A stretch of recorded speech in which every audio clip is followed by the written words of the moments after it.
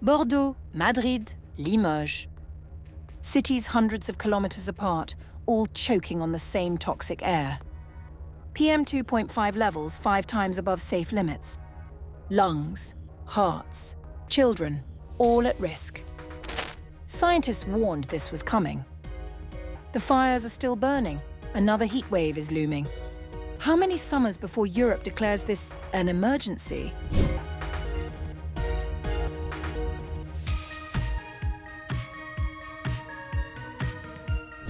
Scientists have warned that the wildfires raging across France and Spain have exposed millions of people to hazardous levels of air pollution in recent days. According to scientists, smoke from fires contains a mix of pollutants that reduce air quality even hundreds of kilometres away. Scientists are particularly concerned about emissions of fine particulate matter, known as PM2.5, which is associated with cardiovascular diseases, lung cancer, and respiratory problems. We know that this has a really major health effect, particularly when there's exposure over multiple days. We're seeing increasingly severe and frequent high-intensity fires where people are exposed to these very, very high levels of PM2.5. According to data shown by the EU's Copernicus Atmosphere Monitoring Service CAMS, PM2.5 pollution in the French city of Bordeaux surged to more than 300 micrograms per cubic metre on July 26th.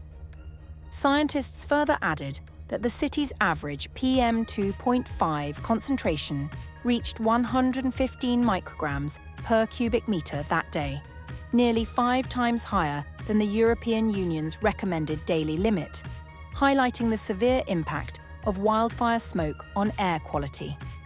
Smoke plumes from the wildfires pushed dangerously high PM2.5 concentrations downwind of Madrid and Bordeaux, significantly worsening air quality.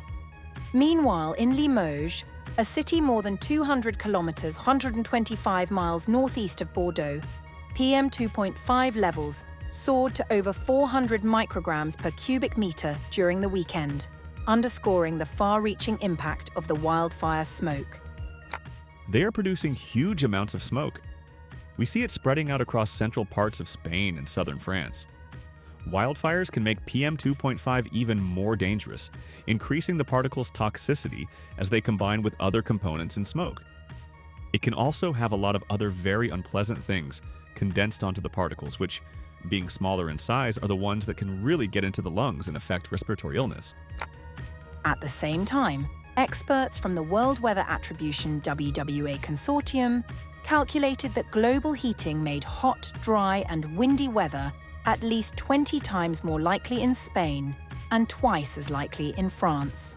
The finding is the latest to pin the blame for the continent's sweltering and deadly summer firmly on the heating caused by the burning of oil, gas, and coal.